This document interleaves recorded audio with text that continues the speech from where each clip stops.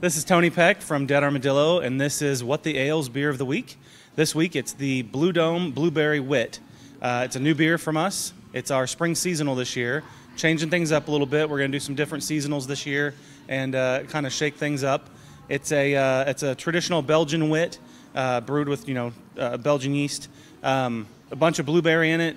It comes off super subtle, good blueberry nose, blueberry on the back end, but still tastes like a really good Belgian wit. So I like that when you can get the fruit flavor, but still have the beer taste to it. Comes in at 5.4% and 18 IBUs, so super low IBU just to style, and super crushable and easy, especially when it's nice 70-degree days, and it's just easy to sit in the boneyard and have a couple of these babies and just relax. So it hit the market this week. It's in our 4-pack that we do for all of our seasonal stuff. So it's hitting all kinds of liquor stores this week. I know it's already in Ranch Acres and Old Village and several restaurants around the Blue Dome area, which is it's named Blue Dome, so it ought to go well, right? Several restaurants up there are going to snag it, and some of the hotels. So it's going to be around, and I'm actually a little worried I'm going to have to probably brew another batch of it, which is a great problem. This is What the Ales Beer of the Week, Blue Dome Wit. Cheers. So we started the taproom renovation in April of 20, right after the pandemic hit, because we weren't brewing beer, and we had labor standing around twiddling our thumbs.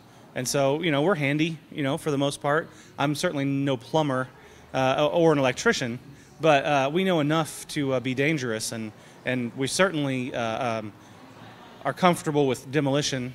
And so we did all the demo, tearing out the old tap room, unhooking the bar and unhooking all the plumbing and moving things to get it out of the way for construction. But so that was April of 20, and it took us 9 months going through the permitting process and all of that, wrapping it all up in December, right before Christmas 2020.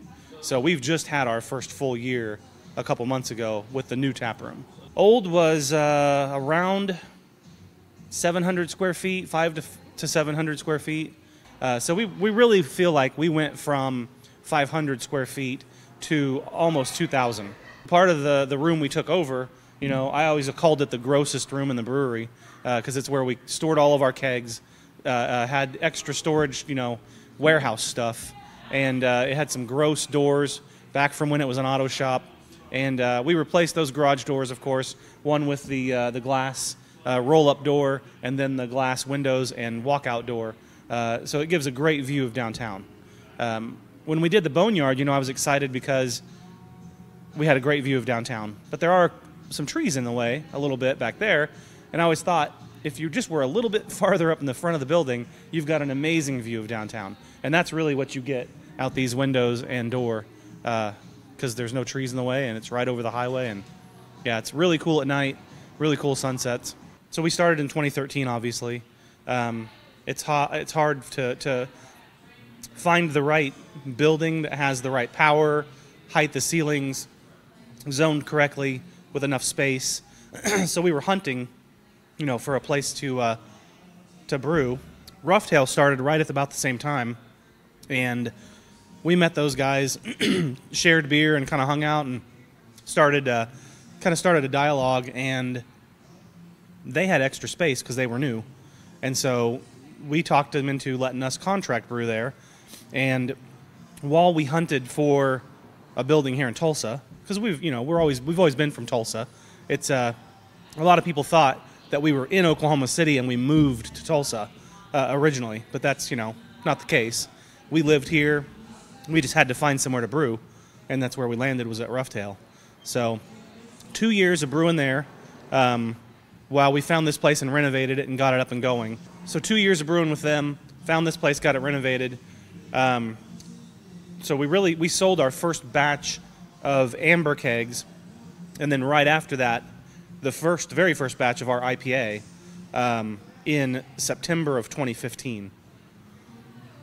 Tap rooms weren't really a thing then, so we kind of started renovating the original tap room, getting the bar ready and all that stuff, but it wasn't a priority for us. So we tried to get the production side up and running faster. And then in June of 16, we started the tap room out here. So, of course, law changes occurred, within the next couple of years, and things really took off for tap rooms in Tulsa and breweries in Tulsa. But our production has steadily grown until COVID, of course, and we did take a pretty significant step back that year, along with a distributor change and a lot of shakeup. It was tough. But 21 came back a little bit, and we're really pushing this year to make a big hit in the market, big splash in the market. Yeah, Tulsa Flag's our #1 seller. Obviously, we have our Amber Ale, which was our flagship beer, what we called our flagship. It's the beer we started the brewery with. It's what we brewed at Roughtail for 2 years, almost exclusively, minus, a seasonal release. But that was the flagship. If you went in and ordered a Dead Armadillo, you were getting an Amber. That's good and bad. But once, like in 2017, when the Tulsa Flag Committee approached us about doing a beer to help promote the flag, the one that got voted in, and the city council was going to vote on it and approve it, and there was some drama with that not happening, not getting approved. I think that actually helped kind of spur some interest in the flag. But Tulsa Flag took off, like from the beginning. That can design that Get Wit helped us with, that jumps off the shelf at people, and Tulsa Flag has really taken over our brewery. It's our #1 beer by a lot now. And we still love Amber, and we still brew Amber, and we still sell a lot of Amber, but Tulsa Flag is 70% of what we do right now. And it's exciting, it's cool to see that brand grow. And I didn't know if it would take off and then peter out because it wasn't the new cool thing and it wasn't the new flag, and with the controversy surrounding not getting approved, I didn't know if that would kind of slow sales.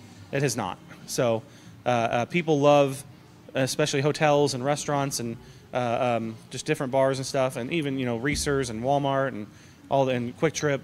They love having that Tulsa. It's like, ooh, what's that Tulsa beer? And so the colors jump off the shelf, and the name obviously helps, and then people get it and they love the beer too. So it's it's an awesome combination.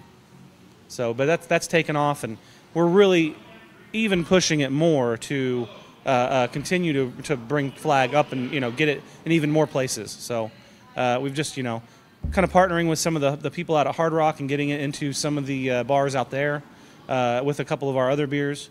And we want to have this Tulsa Flag be, of course, we want it everywhere, but there's a lot of competition and a lot of good beers out there and a lot of good Oklahoma beers. So I get it. I never drink the same thing twice, but I kind of want everybody just to drink our beer. I know that doesn't happen, and I don't do that either. So it's hard, Taps are limited out there. We can, of course, and which is nice, but it's easier to get package placement than it is to get tap handles. Tap handle world is a little more cutthroat and a little more limited, real estate, but we're working on it. So it's always keep improving, keep pushing, keep making it better.